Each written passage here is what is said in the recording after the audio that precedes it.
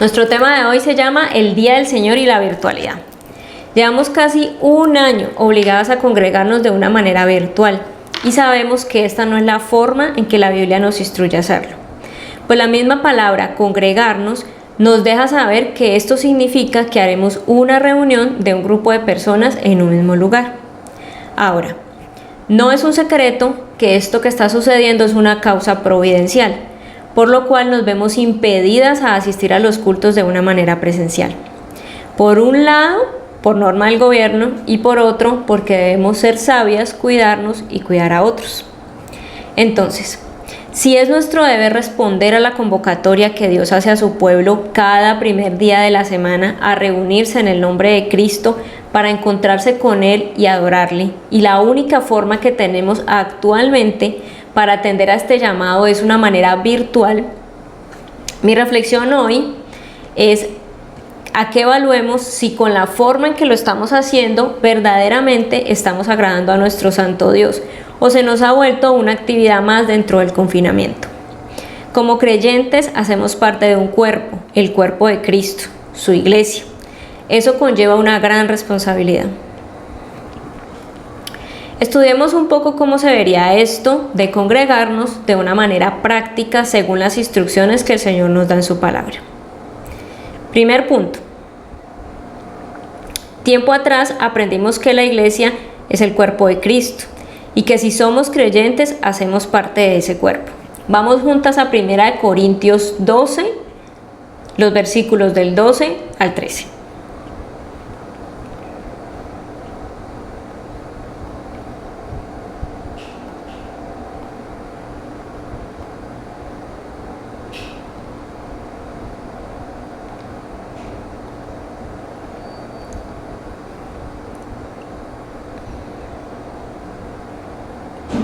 Yo se los voy a leer en la Nueva Traducción Viviente para que nos quede así súper claro. El cuerpo humano tiene muchas partes, pero las muchas partes forman un cuerpo entero. Lo mismo sucede con el cuerpo de Cristo. Entre nosotros hay algunos que son judíos y otros que son gentiles. Algunos son esclavos y otros son libres. Pero todos fuimos bautizados en un solo cuerpo por un mismo espíritu. Y todos compartimos el mismo espíritu. Saltemos a los versículos 26 y 27. Si una parte sufre, las demás partes sufren con ella. Y si a una parte se le da honra, todas las partes se alegran. Todos ustedes en conjunto son el cuerpo de Cristo, y cada uno de ustedes es parte de ese cuerpo. Concluyamos algunas cosas. Esto se hace visible en la iglesia local, donde todos funcionamos en la práctica como un cuerpo. Esto nos muestra que no fuimos salvadas para vivir en aislamiento, sino siendo parte del cuerpo de Cristo. Pensemos en un ejemplo. Así como en el cuerpo humano no hay forma que un brazo ande por ahí suelto, asimismo no debería de suceder que un miembro de la iglesia de Cristo ande por ahí como rueda suelta. Si hablamos puntualmente de congregarnos, en nuestra vida normal, la iglesia a la cual pertenecemos tiene estipulado un horario para dicha reunión. En el caso de iglesias grandes, por efectos de la capacidad de los auditorios, casi siempre tienen estipulados diferentes horarios para sus reuniones. Ahora, en la virtualidad evidenciamos que la iglesia, en la medida, o las iglesias más bien, en la medida de lo posible, han trabajado para mantener sus reuniones y hacerlo en los horarios habituales estipulados. Teniendo todo esto claro, cada una de nosotras como parte de esa iglesia, ¿qué debería hacer? Por supuesto, lo que deberíamos hacer, si la reunión es presencial o virtual, debería ser exactamente lo mismo. Pues la instrucción bíblica no cambia. Seguimos siendo un cuerpo, así por fuerza mayor, físicamente no sea posible reunirnos en un mismo lugar, pero sí podemos unidos estar en un mismo sentir. En palabras simples, esto quiere decir que deberíamos estar listas frente a nuestro televisor o computador a la hora que inicia el culto, para aún en la distancia reunirnos como pueblo frente a nuestro Dios. Y algo que no debemos pasar por alto. Si cuando vamos de manera presencial a la iglesia debemos llegar unos minutos antes para acomodarnos en nuestra silla y estar listas para iniciar, eso mismo debe pasar en casa. Deberíamos organizar todo unos minutos antes de la hora de inicio para lograr concentrarnos totalmente y escuchar todo aquello que el Señor tiene para nosotras ese día. Punto número 2. Como cuerpo, el Señor nos manda a congregarnos, a reunirnos todos en su nombre, para adorarlo, orar juntos y escuchar la predicación de su palabra. Vamos juntas a Hebreos 10:25.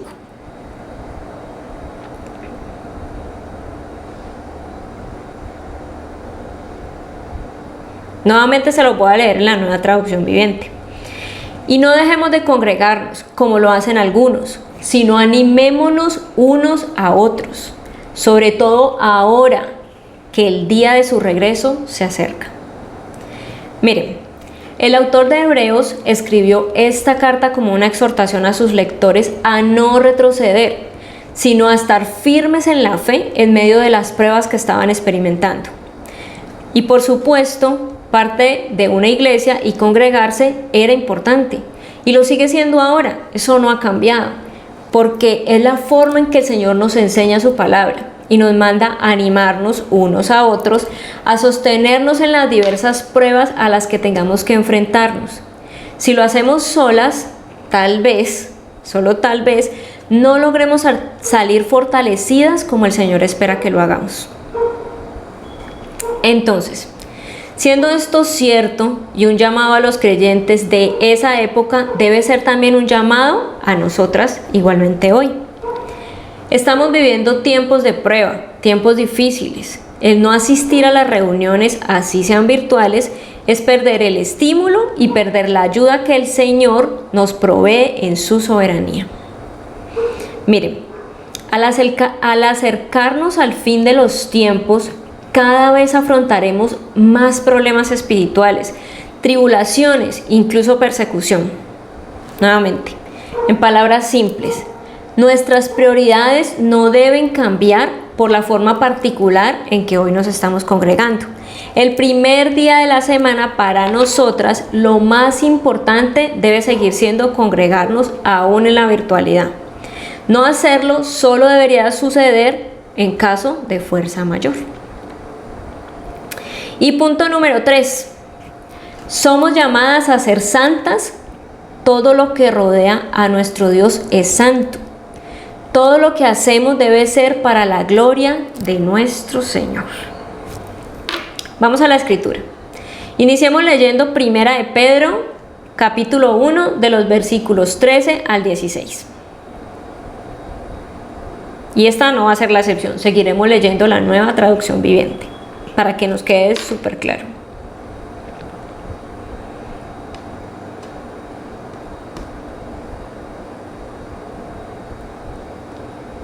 Así que preparen su mente para actuar y ejerciten el control propio. Pongan toda su esperanza en la salvación inmerecida que reciban cuando Jesucristo sea revelado al mundo. Por lo tanto, vivan como hijos obedientes de Dios.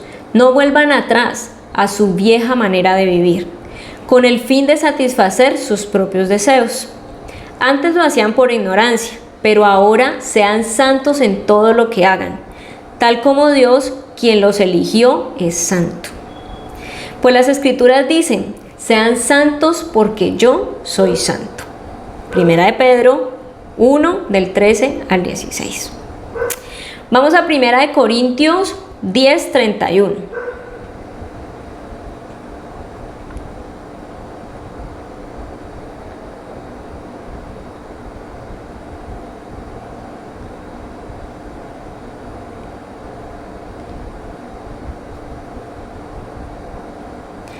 Así sea que coman o beban cualquier otra cosa que hagan, háganlo todo para la gloria de Dios.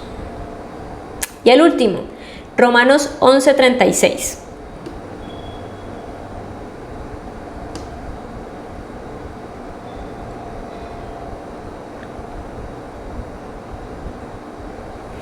Pues todas las cosas provienen de Él y existen por su poder y son para su gloria. A Él sea toda la gloria por siempre. Amén. ¿Qué vemos en estos pasajes? El privilegio conlleva responsabilidad. Fuimos escogidas para una salvación inmerecida. El inminente retorno de Cristo debe motivarnos a vivir para Él, aún en las cosas más simples y, por supuesto, en las cosas más santas.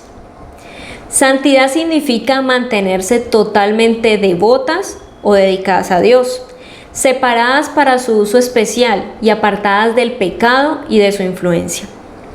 Y por supuesto, no podemos llevar esto bajo nuestros propios esfuerzos. Es por esto que tenemos al Espíritu Santo, para ayudarnos a ser obedientes, y es este quien nos da el poder para vencer el pecado. Acudamos a Él en oración todo el tiempo. El amor de Dios debe permear nuestra vida al grado que cada cosa que hagamos nos preguntemos, ¿esto glorifica a Dios? ¿O cómo puedo glorificar a Dios en esto? Todas las cosas existen por Él. En todo dependemos absolutamente de Él. Si hemos llegado hasta aquí, si tenemos lo que tenemos, si somos lo que somos, si tenemos la iglesia que necesitamos, todo lo provee Él, porque todo es suyo, acabamos de leer en la Escritura. Y si todo esto que acabamos de decir es cierto, la gran pregunta es, ¿de verdad estamos siendo o haciendo que nuestra manera de congregarnos en casa sea santa y glorifique a Dios? Hagamos una pequeña comparación entre congregarnos en casa y congregarnos en la iglesia, para que reflexionemos. Si hoy escuchamos el culto virtual en pijama, ¿nos atreveríamos a visitar la iglesia con nuestra ropa de dormir? Si hoy escuchamos el culto virtual acostadas en nuestra cama, ¿estaríamos acostadas si estuviéramos en la iglesia? Si comemos nuestros alimentos durante el culto virtual, llevaríamos nuestra lonchera y sacaríamos los alimentos para consumirlos a mitad de la predicación de la santa palabra de Dios. Si detenemos el culto virtual mientras contestamos una llamada sin importancia o tal vez para atender una conversación por chat que podría esperar, ¿atenderíamos esa misma llamada si estuviéramos en nuestra reunión de la iglesia? Bueno, aquí podríamos quedarnos haciendo muchísimas preguntas similares. ¿Y saben por qué? Porque olvidamos que congregarnos virtualmente es para Dios, aun cuando ningún miembro de nuestra iglesia nos esté viendo. No lo hacemos para ellos ni para quedar bien, lo hacemos para el Santo Dios.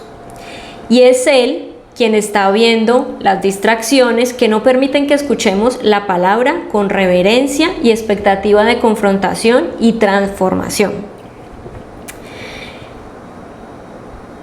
¿Qué interrumpe nuestra adoración y nuestra oración? Hay algunas cosas que lo hacen. Esas cosas, ese tiempo de oración y adoración también deberían de ser santas, porque son para nuestro amado.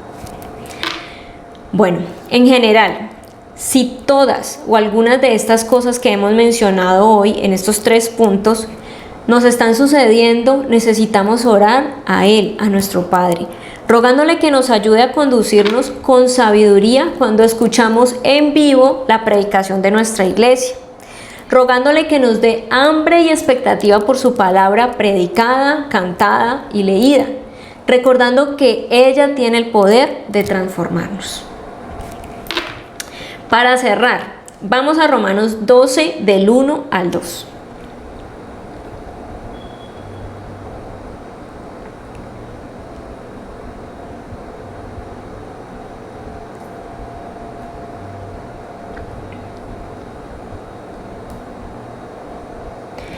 Romanos 12 nos exhorta a presentarnos al Señor como un sacrificio vivo y santo, a no imitar las conductas de este mundo y dejar que sea el Señor quien nos transforme nuestra manera de pensar. Vamos a leerlo. Por lo tanto, amados hermanos, les ruego que entreguen su cuerpo a Dios por todo lo que Él ha hecho a favor de ustedes, que sea un sacrificio vivo y santo, la clase de sacrificio que a Él le agrada. Esa es la verdadera forma de adorarlo. No imiten las conductas ni las costumbres de este mundo. Más bien, dejen que Dios los transforme en personas nuevas al cambiarles la manera de pensar. Entonces aprenderán a conocer la voluntad de Dios para ustedes, la cual es buena, agradable y perfecta. Quiero que nos llevemos esto para reflexionar. Y yo creo que esto es para todas, desde la que está hablando hasta las que me están escuchando. Si no tenemos el valor para reunirnos con el pueblo del Señor, el día del Señor, como el mismo Señor que nos salvó nos está instruyendo a hacerlo, aún en la virtualidad, seguramente no tendremos el valor para mantenernos firmes cuando por causa de Cristo nos vituperen, nos critiquen, se burlen y nos persigan, y digan toda clase de mal contra nosotras mintiendo. Pues esto seguramente sucederá. Es una promesa del Señor para nosotras en Mateo 5:11. Así que necesitamos al Señor en esto, así como lo necesitamos en todas las cosas y en todas las áreas de nuestra vida. Involucremos al Señor para que Él nos ayude. A veces el cambiar del contexto nos enreda como los tiempos, las situaciones, de pronto el estar en el contexto de casa, pero el Señor quiere que no nos olvidemos que somos un cuerpo, que todo lo hacemos para su gloria y que Él es santo y quiere que nosotras también lo seamos. Vamos a orar.